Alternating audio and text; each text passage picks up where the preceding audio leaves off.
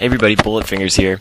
I've been messing around with the Gish editor lately and actually have basically perfected vehicles. So I wanted to show you this particular one, a monster truck. It's a lot of fun, just rolling around on it, squishing bad guys like I just showed you. So I wanted to, make a quick video, show you all how to do it. So let's get started. So you can see I'm in the object editor. I have 3 number 2s, which make up the frame of the truck. Number 2's right there. I don't know what I was doing right there. But 3 number 2's, and then I have another 3 number 6's, which are wheels. One of them's invisible. The other 2 are tires. The invisible one's going to be your engine. So if we just resize these, they make a nice little truck. The gray one being the back, the gold being kind of like the cab, and then I don't know what that front one was supposed to be for the original image, but it makes a really good engine, so use that as the engine. And there you go, it's a pretty nice truck.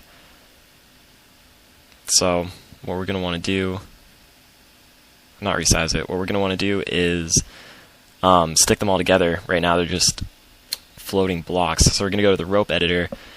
How I like to attach them is to attach using 9 bars. Number 9 are going to be bars. So you take 9, hold 9, click on them, basically attach the corresponding corners, so all the top lefts together, all the top rights together, all the bottom rights, and all the bottom lefts.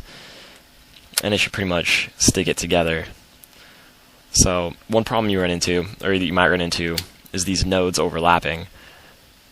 What you're going to want to do, the reason that's a problem is because the bottom right of the back of the truck and the bottom left of the engine are in the same spot. So when you click on that, you don't know what you're clicking on. If you go back to the object editor, make one of them a little bigger or a little smaller, you can make those nodes separate, and then you can see what you're dealing with. So going over to the rope editor and just finishing that up, attaching all the corresponding corners together to get our truck to be one solid object instead of a bunch of blocks. So let me just finish this up real quick.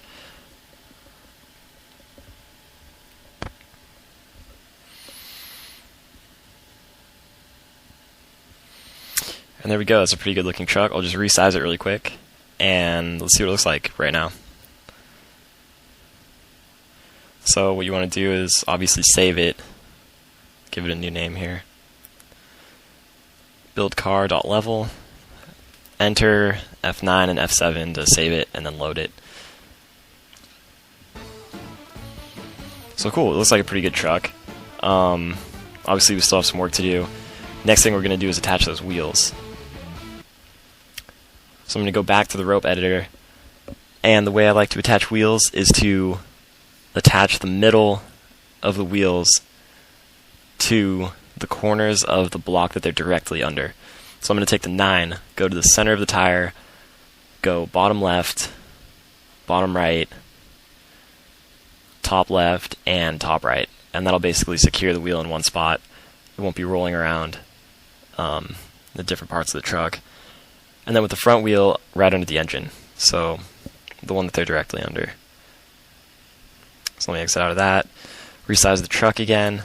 You saw that I had to shift it because of the node problem. And then I'll save that and load it. Let's see what it looks like now.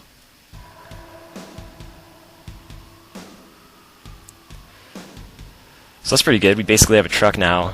It doesn't run itself, but it's all attached together. Gish can play around with it a little bit, but not quite as exciting as what I showed you in the first part. So let's put the engine in. So you probably guessed that the last circle is going to be our engine right there. Let's see. Let me reset the defaults on this really quickly. I'll talk about it in a second, but it's going to start at 111, just like everything else. Blue stands for the number of revolutions it's going to make, so we're going to change it to 0, which is actually infinity. Infinite, I don't know. But we got to attach this wheel to the truck, because it's actually falling off. It's invisible, so we couldn't tell, but I'm going to 9 bar it to the 4 corners, and also, well, there's the node problem again, so I'm going to resize it, go back to the rope editor, 9 bar that to the bottom right, I'm then going to also 9-bar it to the center of the tire. Also notice that it's directly above that back tire. And a lot of people will tell you to do one engine in the front, one in the back, and give it 4-wheel drive, but 2-wheel drive actually works out a lot better for me. So to actually make it rotate, you're going to add a 6 to the right side, a 6-bar, and an 8-bar to the left side. So the 6-bar is a half push piston, and the left is a half pull piston. So as you can see, it's going to make like a clockwise rotation, if you can envision that, with the right side pushing down and left side pulling up. So I'm going to delete these tiles actually because that is not how it started out, and I want to give you a tutorial, so let's test that out. So you can see that the truck was moving by itself, but it moved in the wrong direction, which doesn't make sense because of how we set it up.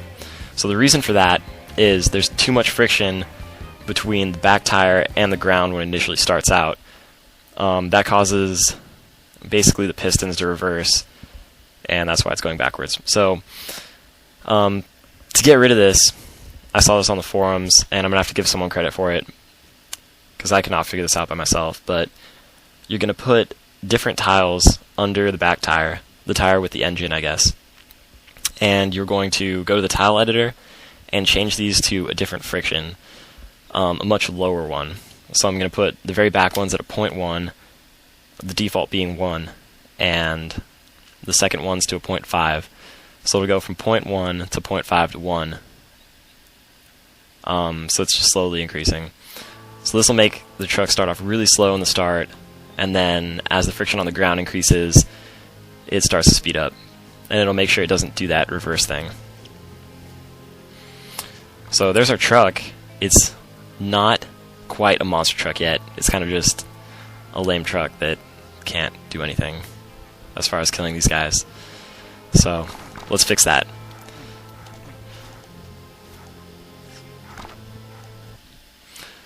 So this part has a lot of tweaking to do, and you're probably going to have to go back and forth. For our particular truck, I already know the settings that make it work. So this green is the number of seconds it takes to make one revolution. So I'm going to change it from 1 to 0.5. So it's going to rotate a lot faster. The mass, I'm going to change that from 1 to 10. So, you have a lot more, you have a lot more mass hitting those enemies. And the last thing I'm going to do is increase that tire size, make it look more like a monster truck, and the revolutions become bigger, so that 0.5 on the green is going to come more into effect, and you'll see that we have a pretty badass truck now. Yeah, there you go. See? So that's the monster truck. That's how you do it. If you leave the mass not too huge, you can do the heavy in the back and do that wheelie. So yeah, that's how you do it. I'm working on a couple levels with monster trucks involved and some other things. If you want to help me test some new Gish levels, send me a message to this YouTube channel, and I will get back to you. I'd be really excited to have some testers for some of these levels because it's a lot of work. Alright, thanks everybody for watching, and see you later.